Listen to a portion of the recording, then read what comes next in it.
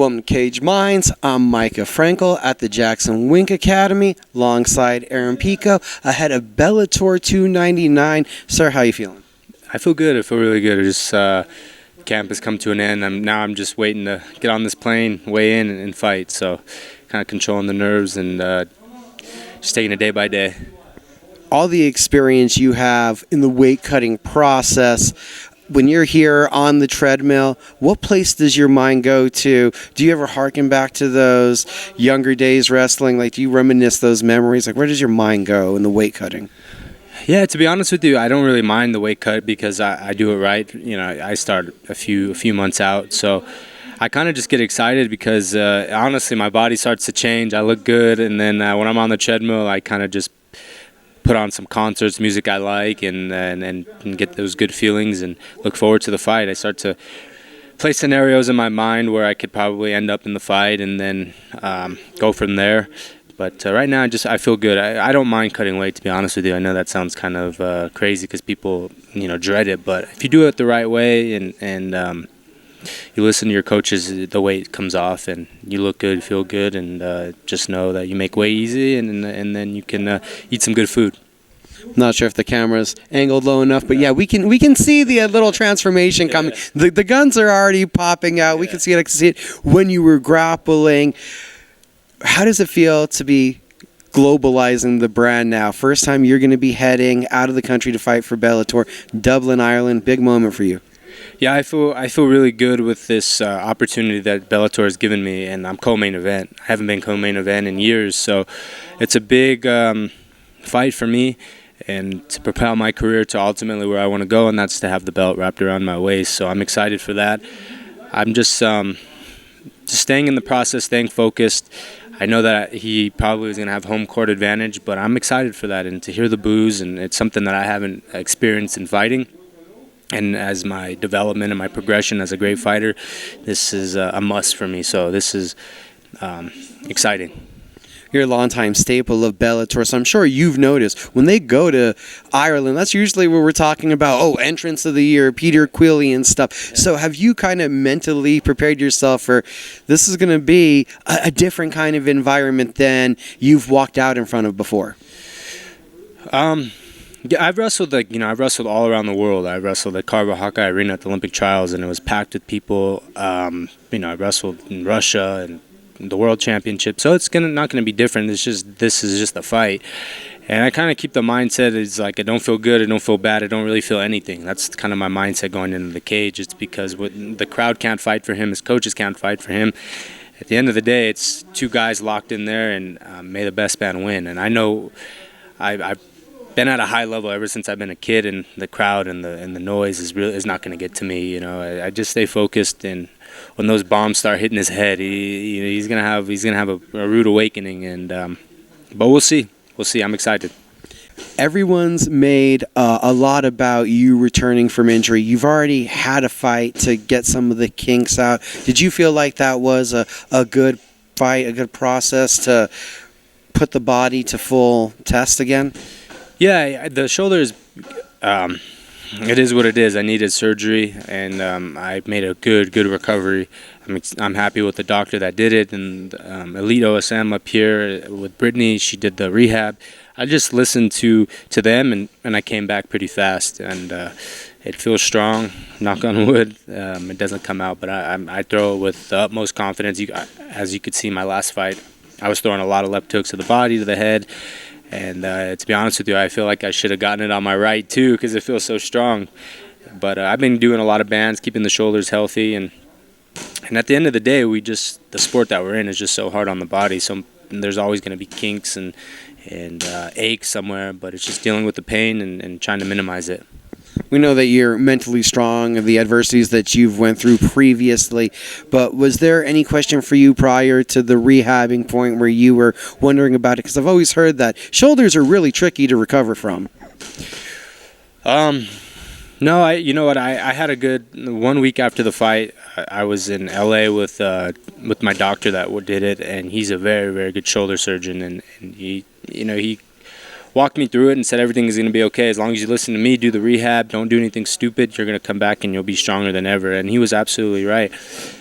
But I've had ACL surgery before. I've had injuries. I've bounced back. I hear people say, "Oh, well, I thought about retiring and this and that." I don't. That stuff is out of my mind. I know it's just a clear path. Tell me what I need to do to come back, and I'll do it.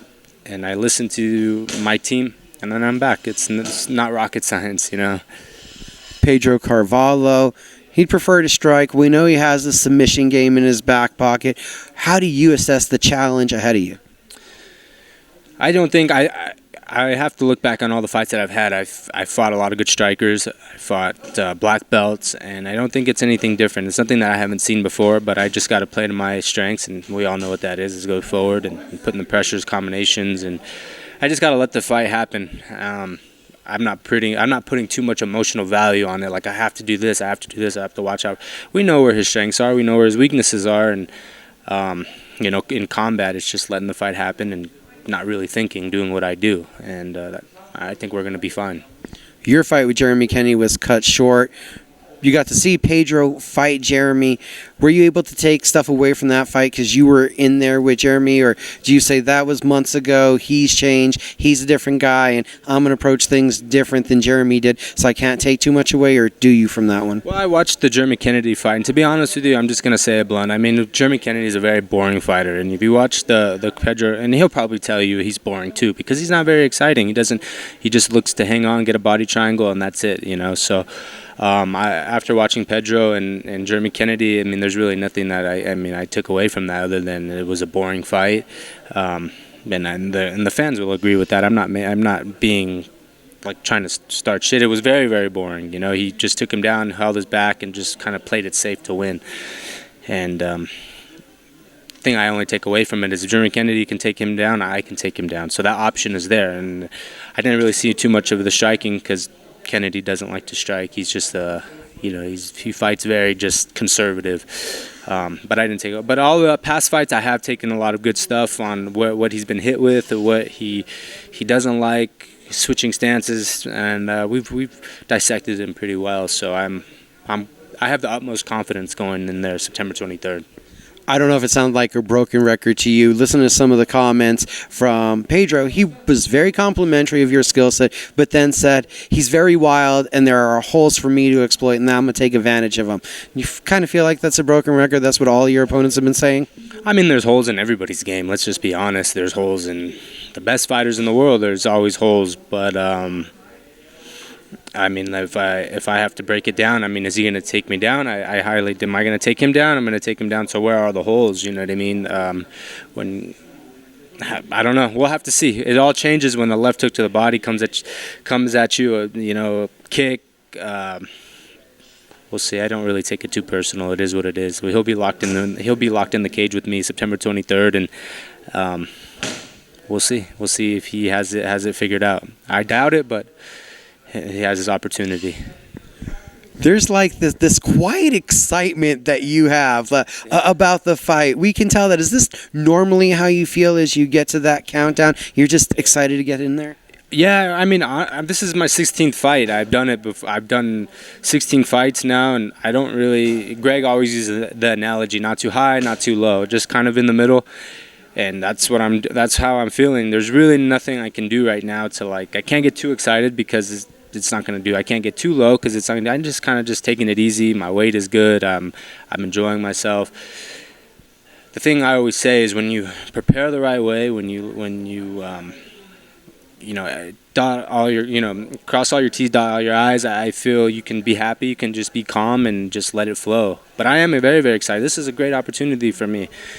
God willing, we win this fight and then we fight for the title. And that's something that I've dreamed about since I've been a kid. So I'm trying not to get too excited, not too, too low, just in the middle, steady. I think I heard a rumor out there. This is totally rumor from the internet. Is there possibilities? Have you heard maybe there might be an interim title fight at the end of the year? That's what I've heard. I've heard that there may be an interim title. I want to fight Patricio. Ultimately, that's what I want because he's the champion. But if the interim title pops up, I would gladly fight for the belt. I heard some rumors that Pitbull is going to fight. He's going to have back surgery. So that kind of sucks, to be honest with you. I respect Pitbull. I hear people saying comments about him that he's done or he's washed up. I don't think that at all. I just think he kind of had 2 fights that were just kind of bad luck. He went down in weight and just he tried to do something great, and it didn't work out. So I props to him. And then his last fight, he took it like on a week's notice and got knocked out. But that's the game that we're in. Anything could happen at any time. I respect him. He's a great champion. He's accomplished more in the sport than I have. So I have a lot of, like I said, respect. And I look forward to sharing the cage with him one day. And I truly believe I'll beat him. And he's never seen a fighter like me. But I wish him a good recovery. He comes back, and I'd love to share that cage with him. Looks like a spot for a title shot is on the line here. Aaron Pico heads out to Dublin. It's Bellator 299 next week. Aaron, thank you for the time. Appreciate it. Thank you, guys.